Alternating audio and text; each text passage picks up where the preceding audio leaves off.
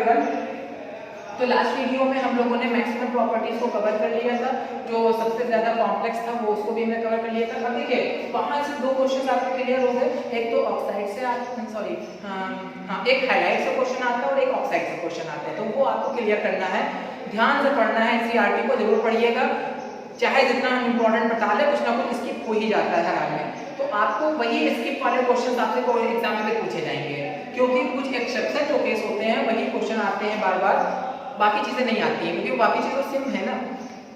अब आपका लास्ट जो ये तीन है क्वेश्चन, तीन में आता है, एक है रिएक्टिविटी यानी कि इलेक्ट्रोड पोटेंशियल, दूसरा स्टैंडर्ड नाम लिखा जाएगा स्टैंडर्ड इलेक्ट्रोड पोटेंशियल, दूसरा है कलर कॉम्प्लेक्स यानी कि कलर प्रॉपर्टीज, कॉम्प्लेक्स ना लिखकर प्रॉपर्टीज लिख दे रहे हैं, और तीसरा है मैग्नेटिक बिहेवियर। अब यहां से क्वेश्चन आते हैं मैग्नेटिक बिहेवियर कलर प्रॉपर्टीज से। तो देखिए पहले रिएक्टिविटी सीरीज हम लोग देख रहे थे, सॉरी रिएक्टिविटी स्टैंडर्ड आपको मालूम है, हाई स्कूल में आप हाई स्कूल में पढ़ा है और आपने फर्स्ट ईयर में पढ़ा है और फिर से भी आप पढ़ोगे फिलहाल।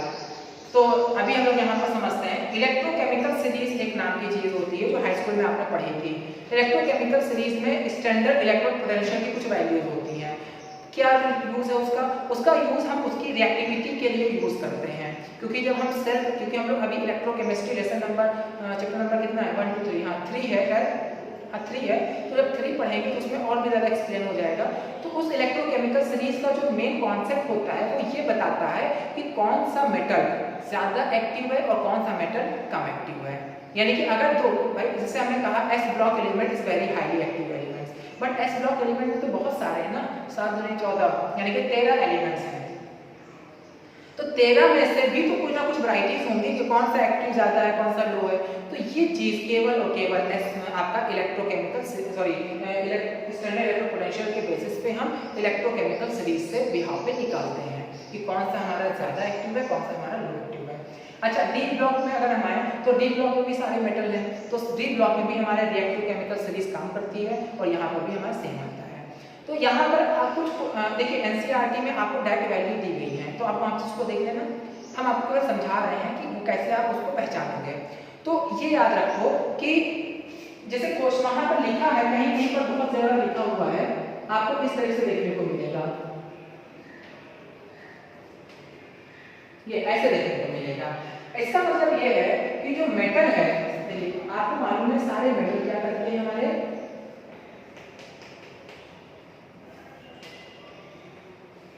ये इलेक्ट्रॉन निकाल के बाहर करते हैं, तो इसको जब हम इंडिकेट करेंगे तो क्या करेंगे N ऐसे इंडिकेट करेंगे, और जब यही मेटल इलेक्ट्रॉन को एब्जॉर्ब करते हैं तो ये मेटल बन जाते हैं, इसको हम कैसे इंडिकेट करेंगे, हम इस तरह से इंडिकेट करेंगे E for electro potential, E for electro potential minus indicate करता है जितना भी मेटल पे जितना ज्यादा माइनस चार्ज आएगा वो उतना ज्यादा रिएक्टिव होगा, इस बात को ध्यान रखो। आपने इलेक्ट्रो पोटेंशियल सीरीज देखी है, नहीं देखी है सर्च कर लो गूगल पे, नहीं होगी किताब में लगी होगी, किताब में भी नहीं है गूगल पे सर्च कर लो, बड़े आसानी से वो निकल आएगी। जितना माइनस चार्ज हाई होता है उतना ज्यादा वो चीज स्टैंडर्ड होती है और बहुत ज्यादा रिएक्टिव होती है। सबसे ज्यादा ऊपर कौन आता है, पोटेशियम आता है सबसे ऊपर में, उसके बाद सोडियम आता है एंड सो आगे नीचे हम चलते जाते हैं। तो यहाँ पर देखिए हमने कुछ ही वैल्यूज लिखी है, सारी वैल्यूज नहीं लिखी है। इस कैडमियम में देखिए -2.1, इसकी देखिए कैडमियम का -1.63, इसका वैलिडियम देखिए 1.18, इसका देखिए क्रोमियम का 0.8 सो देखिए लगातार क्या इसका बढ़ गया, लगातार क्या हो रहा है घट रहा है, यानी कि लेफ्ट टू राइट जाने पर इलेक्ट्रोड पोटेंशियल हमारा क्या होता है या इलेक्ट्रिसिटी हमारी क्या होती है, डिक्रीज होती है, डिक्रीज। क्लियर? क्यों डिक्रीज होती है, क्योंकि इसका इलेक्ट्रोड पोटेंशियल जो वैल्यू है वो लगातार देखिए डिक्रीज कर रहा है, यहाँ देखिए कुछ और है। तो जितनी ज्यादा माइनस की वैल्यू होगी, मतलब इंक्रीज इलेक्ट्रोड पोटेंशियल हमारा इंक्रीज कर रहा है ना, यहाँ पर प्लस की वैल्यू में जा रहा है, तो इस बात का ध्यान रखना, ये मत लिख देना इलेक्ट्रोड पोटेंशियल डिक्रीज हो रहा है, वो नहीं हो रहा है। तो जितनी हायर माइनस की वैल्यू होगी वो उतना ही ज्यादा हमारा एक्टिव मेटल होगा, और जितना ज्यादा एक्टिव मेटल होगा उतनी जल्दी जल्दी से आसानी से रिएक्शन करेगा। तो इसका मतलब है स्कैंडियम यहाँ पर सबसे हाईएस्ट माइनस की वैल्यू देता है, इस वजह से इसकी एक्टिविटी सबसे हाई है। और जब हम लेफ्ट टू राइट, क्योंकि हम पूरी सीरीज नहीं लिख रहे हैं यहाँ पर, जब हम लेफ्ट टू राइट जाते हैं तो यहाँ पर हमारा हमको दिखते हुई है कि हमारी जो माइनस की वैल्यू है वो घटती है। माइनस की वैल्यू बढ़ती है, याद रखना, इसको गलत मत करना वरना फिर नंबर घटेगा। माइनस की वैल्यू जब घटती है तो हमारी रिएक्टिविटी सीरीज यानी कि रिएक्टिविटी हमारी क्या होती है, डिक्रीज होती है उसके साथ में। तो ये तो हो गया इलेक्ट्रोड पोटेंशियल, इसको एक्सप्लेन हम लोग फिर से करेंगे चैप्टर नंबर 3, पूरा चैप्टर है, उसके अंदर में सिर्फ यही इसी की बात ही होती है, तो वो एक अलग एक्सप्लेनेशन है, तो इसको यहीं पर हम लोग स्किप कर देंगे। इतना ही बहुत है, आपको केवल क्या लिखना है, इलेक्ट्रोड पोटेंशियल हमारा क्या होता है, इलेक्ट्रोड पोटेंशियल हमारी जितनी हायर वैल्यू होती है माइनस की, उतनी ज्यादा वो रिएक्टिविटी को शो करता है, बस इतना। और कब से कहां तक वो लेफ्ट इंक्रीज होता है, लेफ्ट टू राइट जाने पर हमारा रिएक्टिविटी डिक्रीज होती है, क्योंकि माइनस वैल्यूज क्या होती है, वो क्या होती है, लगातार डिक्रीज होती है। बस इतना आपको लिखना है, छोड़ देना उसके बाद। अब आती है नेक्स्ट बात,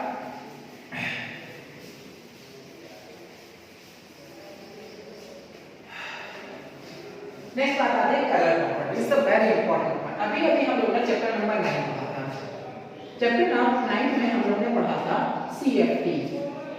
CFT में हमने पढ़ा था कि जो d ऑर्बिटल्स होते हैं, जो 5 ऑर्बिटल्स होते हैं, 1 2 3 4 5, ये दो पार्ट में टूट जाते हैं। एक हमारा बनता है Pg सेट, एक हमारा बनता है P2J सेट।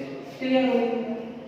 वहीं पर मैंने समझाया था इनके बीच में कुछ एनर्जी गैप होता है, बहुत सारे टर्माइट है, inner orbital complex, outer orbital complex, high spin, लो स्पिन, सारी चीजें आई थी वहां पर। और वहां पर ये भी आया था कि इन कॉम्प्लेक्स में कलर शो होता है। अच्छा, ये भी बताया था कि जो हमारे कोऑर्डिनेशन कॉम्प्लेक्स होते हैं वो d ऑर्बिटल के 3D सीरीज को हम लोग ने लेके चले थे, क्योंकि वही ज्यादा हमारे प्रोफेसर होते तो सारे हैं 3D सीरीज में, सारे के सारे एलिमेंट्स हमारे कोऑर्डिनेट कॉम्प्लेक्स शो करते हैं, सारे ट्रांजिशन एलिमेंट्स हमारे शो करते हैं। बट हम लोग 3D पे ज्यादा फोकस कर रहे थे, कि 3D वाले क्वेश्चन हमारे ज्यादा थे हमारे पास, इसलिए हमने कहा था कि 3D पे फोकस ज्यादा करो। तो वहां पर हमने बता दिया था कि ये कॉम्प्लेक्स कलर क्यों शो करते हैं, तो उसका रीजन क्या आया था कि इसके बीच में एनर्जी गैप है, यहाँ से इलेक्ट्रॉन जब कूदता है यहाँ पर और फिर से ये वापस आता है, तो जब ये कूदता है तो एनर्जी ये एब्जॉर्ब करता है, और जब ये वापस आता है यहाँ पर तो एनर्जी रिलीज करता है, और जो एनर्जी रिलीज करता है वही एनर्जी है जो हमें रिलीज मिल रही है। इसी एनर्जी को हम देखते हैं, हम लोग की आंखों में जाती है, तो वो कलर इस तरीके से इंडिकेट होती है। ये वहां पर मैंने ये भी कहा था कि डिफरेंट कलर के रीजन एब्जॉर्ब होते हैं तो डिफरेंट कलर रहते हैं। सपोज दैट येलो कलर का रीजन, येलो रीजन अगर एब्जॉर्ब हो रहा है, तो येलो रीजन अगर एब्जॉर्ब हो रहा है वो डिफरेंट कलर हमारा इंडिकेट होगा। कैसे इंडिकेट होगा वो चीज देखेंगे हम लोग।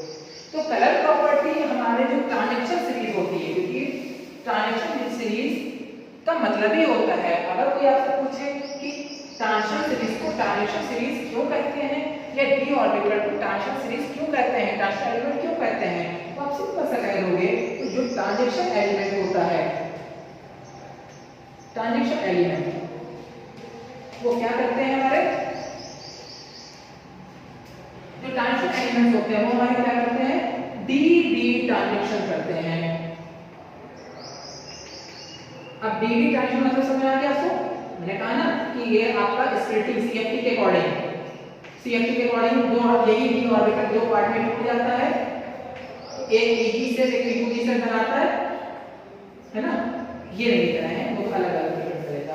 तो d ऑर्बिटल में एक इलेक्ट्रॉन यहाँ पड़ा तो कूदेगा यहाँ पर, तो d में तो कूदा और फिर से वापस वहीं d में आ गया, तो क्या लिखोगे, dd ट्रांजिशन लिखेंगे ना। तो ये dd ट्रांजिशन करते हैं, और जब dd ट्रांजिशन करते हैं तो ये कलर शो करते हैं, ये कलर शो करते हैं, ब्राइट कलर शो करते हैं, ये ब्राइट कलर शो करते हैं। क्लियर? इसमें आता है कॉम्प्लीमेंट्री कलर। कॉम्प्लीमेंट्री कलर के लिए आप ऐसे बना लो, ऐसे बना V B G Y O R, विडियोर, मालूम ये सारी चीजें आपको। अब देखिए, अगर सपोज है violet colour, suppose that yellow colour का रीजन, यानी कि येलो रीजन अगर एब्जॉर्ब, क्योंकि देखिए फिर समझो यहाँ पर ब्राइट कलर शो तभी करेगा जब ये कलर एब्जॉर्ब करेगा, कलर एनर्जी यानी कि कलर रेडिएशन, कलर रेडिएशन, सिर्फ रेडिएशन लिखना, कलर रेडिएशन इसलिए लिखना ताकि आपको ये समझना है। तो कलर रेडिएशन जब ये एब्जॉर्ब करेगा तो भी ये ब्राइट कलर शो करेगा। एक बार एब्जॉर्ब करेगा फिर वो एनर्जी वापस आएगी, क्यों हो रहा है वो समझ में आ गया, सेफ्टी में है, वो शो करेगा। अब suppose that yellow region, yellow colour का रीजन अगर एब्जॉर्ब हो रहा है तो वो कौन सा कलर शो करेगा, violet. Suppose that green colour अगर हमारा एब्जॉर्ब हो रहा है कौन सा शो करेगा, रेड। अगर suppose that blue and so on, आप इससे निकाल लो, ये अगर वायलेट एब्जॉर्ब कर रहा है तो येलो एंड सो ऑन, इस तरीके से आप निकालोगे। तो इस तरीके से हम लोग ये कलर प्रॉपर्टी को इनमें शो करते हैं। जितने भी हमारे ट्रांजिशन मेटेरियल के कॉम्प्लेक्स होते हैं ये बहुत अच्छे ब्राइट कलर शो करते हैं, और शो करने का क्या कारण है, सिर्फ एक ही कारण है और वो है उसका डी ट्रांजेक्शन। अगर डी ट्रांजेक्शन नहीं होगा तो वो कलर शो भी नहीं करेगा। तो आपको ये चीज क्लियर हो गई होगी कि zinc, cadmium, mercury D transaction नहीं करेंगे, करेंगे नहीं, कलर शो करेंगे नहीं। स्कैंडियम पे आ जाओ, स्कैंडियम भी हमारा बहुत अच्छा कलर शो नहीं करता है। बाकी बीच में जो बचे वो डी ट्रांजिशन करते हैं और वो बहुत अच्छे कलर शो करते हैं। एक चीज और याद रखना है, आपको ये मालूम हो गया कि नंबर ऑफ ऑक्सीडेशन स्टेट अलग अलग होती है, क्लियर। अगर ऑक्सीडेशन स्टेट अलग अलग होगी तो डी ट्रांजेक्शन भी अलग अलग होगा। भाई सपोज दैट आयरन है, आयरन में कितने इलेक्ट्रॉन होते हैं, 8 इलेक्ट्रॉन होते हैं वैलेंसी में, और आयरन का ऑक्सीडेशन स्टेट सपोज दैट एक जगह पे आयरन का ऑक्सीडेशन प्लस का 2 है, प्लस का 2 है, और एक जगह पे आयरन का ऑक्सीडेशन प्लस का 3 है। कितने इलेक्ट्रॉन, 8 इलेक्ट्रॉन होते हैं, प्लस 2 मतलब क्या है, 8 इलेक्ट्रॉन में से 2 चला जाएगा, कितने इलेक्ट्रॉन यहाँ बचे, 6, यहाँ पर कितने बचे, 5, ठीक है। अब 2 इलेक्ट्रॉन में देखो वेरिएशन आ गया, इलेक्ट्रॉन में वेरिएशन का मतलब है डी ट्रांजेक्शन में वेरिएशन आ गया, और जब डी ट्रांजेक्शन में वेरिएशन आ गया तो ये रीजन जो है ये अलग अलग एब्जॉर्ब करेगा, और जब रीजन अलग अलग एब्जॉर्ब करेगा उसी की दीवारें कलर भी हमारे अलग अलग होंगे। इसी वजह से एनसीईआरटी में पूरी एक लिस्ट बनी हुई है, देखो लिस्ट बनी हुई है, वो चीज आपको समझनी है। तो वो लिस्ट में एक ही एलिमेंट के डिफरेंट आयन अलग अलग कलर शो करते हैं। जैसे आयरन मैंने कहा ना, Fe2+ अलग कलर शो करेगा, अब Fe3+ अलग कलर शो करेगा, क्योंकि Fe2+ में हमारे कैसे ऑर्बिटल्स हैं, देखिए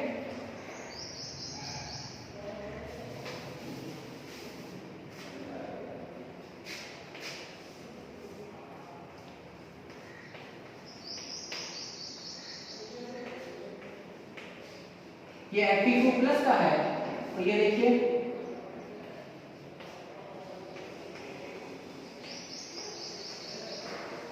ये Fe3+ का है, दोनों में फर्क दिख रहा होगा।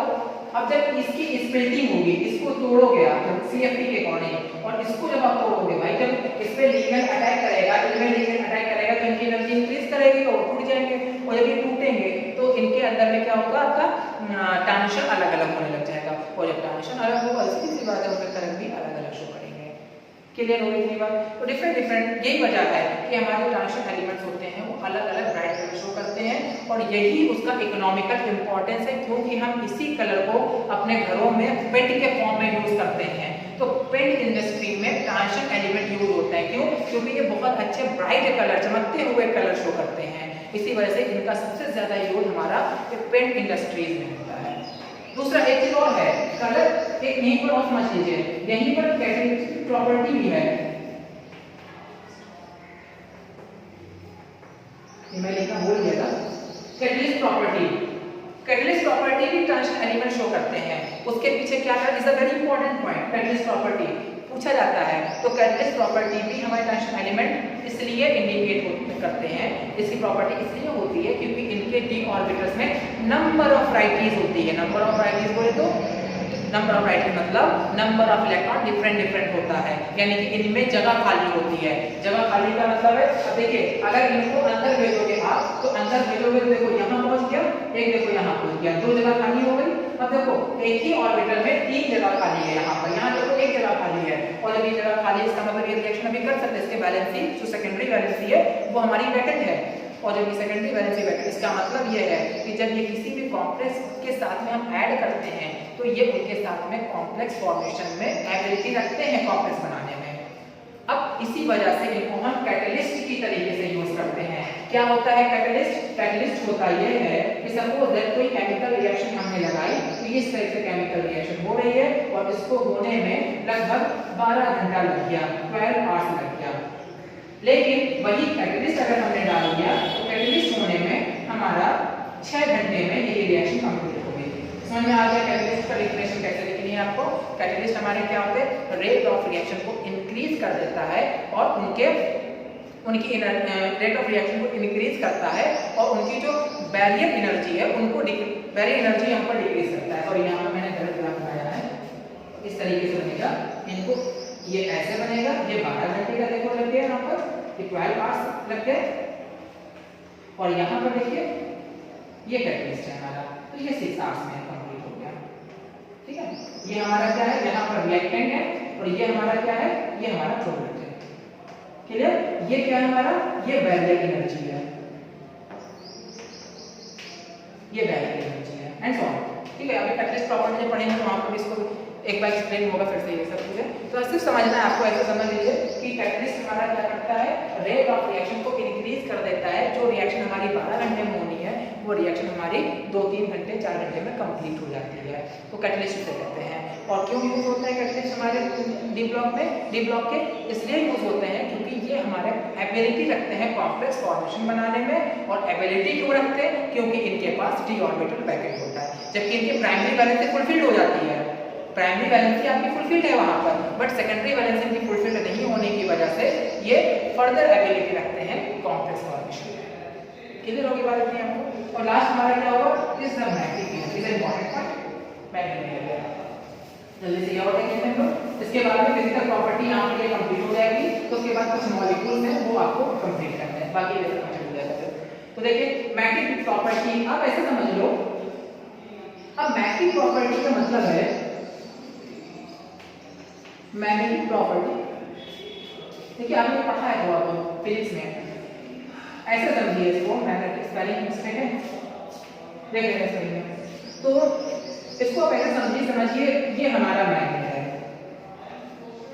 ठीक, इस मैग्नेट के पास में हमने ये मॉलिक्यूल्स अपना कोई कॉम्प्लेक्स लाया, ये कॉम्प्लेक्स जो है वो d ऑर्बिटल का कॉम्प्लेक्स है। कॉम्प्लेक्स समझते हो ना? 9 चैप्टर नंबर 9 में जो हमने कॉम्प्लेक्स पढ़े उसी की हम बात कर रहे हैं। तो ये कॉम्प्लेक्स है हमारा, ये कॉम्प्लेक्स अब इस मैग्नेटिक फील्ड, मैग्नेटिक बार के पास में आया तो इसमें दो तरह का वेरिएशन शो होगा, या तो ये रिपल करेगा, या तो यहाँ पर दो तरह का इंडिकेशन होगा, या तो ये रिपल करेगा या फिर ये अट्रैक्ट हो जाएगा। क्लियर? दो तरह का प्रॉपर्टी शो कर रहा है। अगर ये रिपल कर रहा है तो उसे कहेंगे डायमैग्नेटिक प्रॉपर्टी, और इस फिनोमेना को कहेंगे डायमैग्नेटिज्म।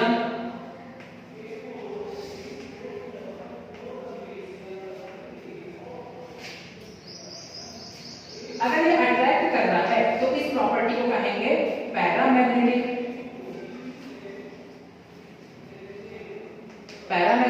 और इस फिनोमेना को कहेंगे पैरामैग्नेटिज्म।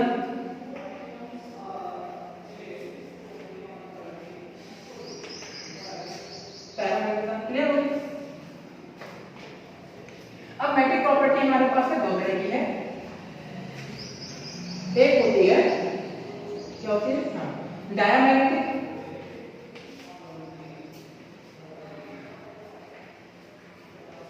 और एक होती है हमारी पैरामैग्नेटिक।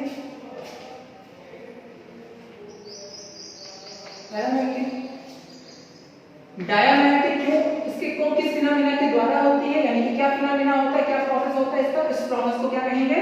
डायमैग्नेटिज्म।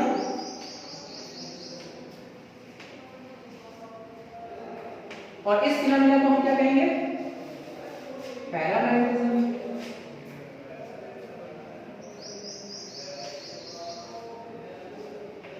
क्लियर होगी बात? आई थिंक आपको। ठीक, अब डायमैग्नेटिज्म पैरामैग्नेटिज्म कब होता है? देखिए, जब हमारे unpaired electron in valence shell में होते हैं, क्या कहते हैं? अनपेयर्ड वैलेंस सेल में वैलेंस शेल में होते हैं। तो ऐसी प्रॉपर्टी को डायमैग्नेटिक ऑलरेडी चैप्टर 9 में एक्सप्लेन किया है। पैरामैग्नेटिक वही हम एक्सप्लेन कर देते हैं जो चैप्टर 9 में है हमारा। पैरामैग्नेटिक क्या होता है, नहीं सॉरी यहाँ पेयर्ड है, अब ये हो गया अनपेयर्ड। अनपेयर्ड इलेक्ट्रॉन अगर वैलेंस शेल में हो तो वो क्या होंगे, पैरामैग्नेटिज्म होंगे, यानी पैरामैग्नेटिक होंगे, और वो किस तरह का फिनोमेना शो करेंगे, पैरामैग्नेटिज्म शो करेंगे। एक चीज और ध्यान दो, अब पैरामैग्नेटिज्म भी दो तरह का होता है। आपके सिलेबस में क्या है, केवल एक चीज है, उसको समझ लो। एक चीज है, उसका नाम है फेरोमैग्नेटिज्म। तो कॉपर, आयरन, ये जो होते हैं कॉपर जो आयरन, मतलब फेरो का मतलब होता है बहुत स्ट्रॉन्ग मैग्नेटिक फील्ड, यानी कि बहुत स्ट्रांगली अट्रैक्ट अगर हो मैग्नेटिक फील्ड के साथ में, तो उसको कहते हैं फेरो। तो कॉपर और जो आयरन होते हैं ये बहुत स्ट्रॉन्ग अट्रैक्शन देते हैं मैग्नेट के साथ में, तो इस वजह से उन्हें हम फेरोमैग्नेटिक कहते हैं। ये जो मैग्नेटिक बिहेवियर है ये हमारे टेम्परेचर के साथ में वेरी भी करता है, क्योंकि आपको मालूम है जब टेम्परेचर इंक्रीज होगा तो नंबर ऑफ इलेक्ट्रॉन में वेरिएशन आएगा, और मतलब बहुत सारी चीजें इसके अंदर में है। नंबर ऑफ इलेक्ट्रॉन वेरिएशन आएगा तो वहां पर प्रॉपर्टी सारी बदल जाएगी। यानी कि देखो, क्योंकि हमारे सारे जितना भी फिनोमेना अभी हम लोगों ने पढ़ा है, ये सारे फिनोमेना हमारे सब कहां पर डिपेंड कर रहा है, अनपेयर्ड इलेक्ट्रॉन पर डिपेंड कर रहा है। अनपेयर्ड इलेक्ट्रॉन अगर ना हो तो ये सब चीजें पढ़नी नहीं पड़ती। तो अनपेयर्ड इलेक्ट्रॉन में डिफरेंस आएगा तो ऐसी चीजें क्लियर, आपकी दिक्कत होगी फिर से यहाँ पर, ये बात क्लियर होगी आपको। तो ये बात समझ में आ गया। पैरामैग्नेटिज्म और डायमैग्नेटिक क्या होते हैं, पैरामैग्नेटिक क्या होते हैं, डायमैग्नेटिक क्या होते हैं, और पैरामैग्नेटिक कब कहेंगे, डायमैग्नेटिक कब कहेंगे, तो जब वैलेंस इलेक्ट्रॉन में पेयर होगा तो उसे कहेंगे हम लोग कहेंगे डायमैग्नेटिक, और जब वैलेंस इलेक्ट्रॉन में अनपेयर्ड आपको दिखाई देगा तो उसे कहेंगे पैरामैग्नेटिक। क्लियर होगी बात। अब आता है कैलकुलेशन, बस ये हो गई चीजें, उसके बाद ये कंप्लीट हो जाएगा आपका। क्वेश्चन आते हैं यहाँ पर, देखिए कभी भी आपसे मैग्नेटिक की बात करें तो मैग्नेटिक को देखिए बहुत सारे मैथमेटिक्स नहीं जाएंगे, सिंपल सिंपल चीज आप समझ लो। अगर कहीं पर मैग्नेटिक की बात करें केमिस्ट्री में या फिजिक्स में, तो उसका मतलब है आप मैग्नेट की अगर कोई बात कर रहा है तो उसको हम लोग मेजर करेंगे मैग्नेटिक मूवमेंट में, और this is indicated by nu, और इसका जो फॉर्मूला होता है वो होता है nu is equal under root n plus का pm। इसका ये हमारा यूनिट होगी, pm में हम लोग इंडिकेट करते हैं वेयर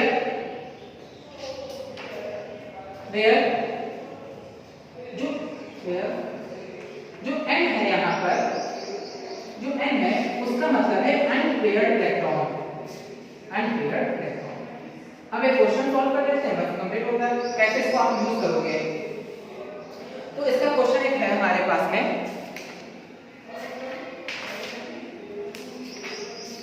हाँ एक क्वेश्चन आप मेरे पास क्वेश्चन है, उन्होंने कहा कोई एक कॉम्प्लेक्स है,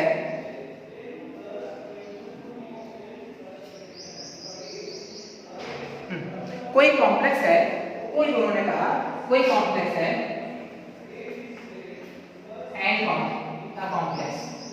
कॉम्प्लेक्स है जिसका एटॉमिक कॉम्प्लेक्स है, जिसमें जो सेंट्रल मेटल है, जो कॉम्प्लेक्स है, कॉम्प्लेक्स में मेटल होगा, लिगेंड होगा, तो सेंट्रल मेटल जो है, जो सेंट्रल मेटल है उसका एटॉमिक नंबर कितना है उन्होंने दिया है, एटॉमिक नंबर 28 है, 28 है। अब उन्होंने कहा है इसका मैग्नेटिक मूवमेंट कितना होगा, ये आपको निकालना है। तो कैसे निकालोगे इसका, देखो इसको आप कैसे, इसको मैं इस जगह को निकाल लो, बाकी तो पूरा मैथमेटिक्स से सॉल्व कर लो उसको। तो देखिए अब देखिए यहाँ पर फिर से वही चीज 28 आपको दिया गया है, आपको क्या करना है, इलेक्ट्रॉनिक कन्फिगरेशन करने के लिए आपको वैलेंस इलेक्ट्रॉन मालूम करना है, तो पूरा करने में बैठना वरना गलत हो जाएगा। तो कॉम्प्लेक्स मान लो xyz कुछ भी मान लो, हमने मान लिया x, इसका एटॉमिक नंबर हमने लिख दिया 28, मैंने कहा इसका वैलेंस इलेक्ट्रॉन निकालना है, तो बीच में लगाओ प्लस 8 2 10 हो जाएगा। क्लियर, तो ये हमारा 10 क्या निकल आया, वैलेंस इलेक्ट्रॉन निकल आया। ऊपर करना है इसको, देखिएगा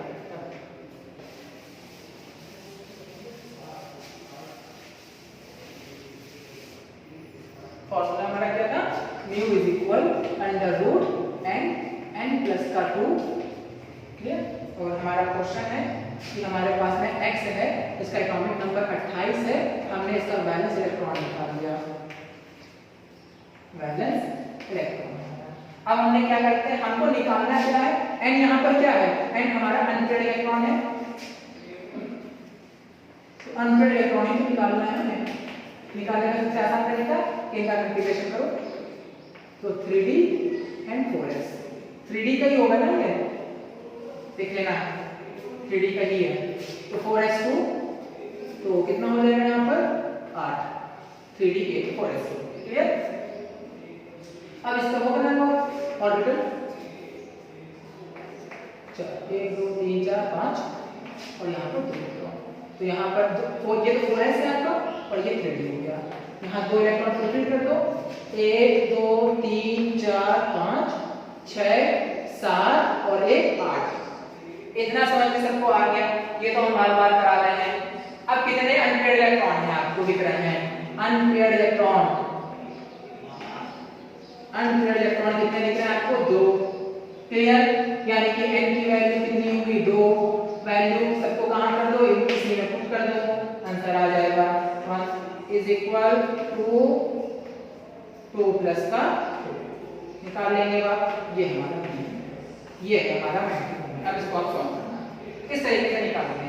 तो ये हमारा मैग्नेटिक मोमेंट का फॉर्मूला होता है और हम लोग अनपेयर्ड इलेक्ट्रॉन के बेसिस पे मैग्नेटिक मोमेंट को कैलकुलेट करते हैं इस फॉर्म में, Bm के फॉर्म में, Bm में, क्लियर हो गई। तो यहाँ से आपकी हमारी जितनी भी फिजिकल प्रॉपर्टीज है वो सारी हमारी क्लियर हो गई। अब हमारे पास क्या बचा है, कुछ मॉलिक्यूल्स बचे हैं, 2 मॉलिक्यूल्स हैं आपको पढ़ने हैं। प्रिपरेशन मेथड वैसे आप उसका स्ट्रक्चर कैसा होता है, प्रिपरेशन मेथड और प्रॉपर्टीज क्या है, तो आपको पोटेशियम परमैंगनेट पढ़ना है और KCr2O7 पढ़ना है। उसके बाद फिर हम लोग मूव करेंगे F ब्लॉक एलिमेंट में, और बहुत ज़्यादा एक्सप्लेन नहीं है F ब्लॉक एलिमेंट का, तो थोड़ा सा है, उसको एक्सप्लेन करके हम लोग पूरा चैप्टर को कंप्लीट हो जाएगा। तो आई होप ये आपको क्लियर हुआ होगा। आप लोग NCERT को जरूर रीड करना, NCERT में बहुत सारी चीज़ें स्किप हुई हैं, फिर बार बार आपसे कह रहे हैं जो स्किप होता है वही क्वेश्चन आता है बार बार में, तो क्वेश्चन पेपर में भी वही आता है, कॉम्पिटिशन में वही आता है, NCERT को जरूर रीड करिएगा और जो भी प्रॉब्लम हो फिर आप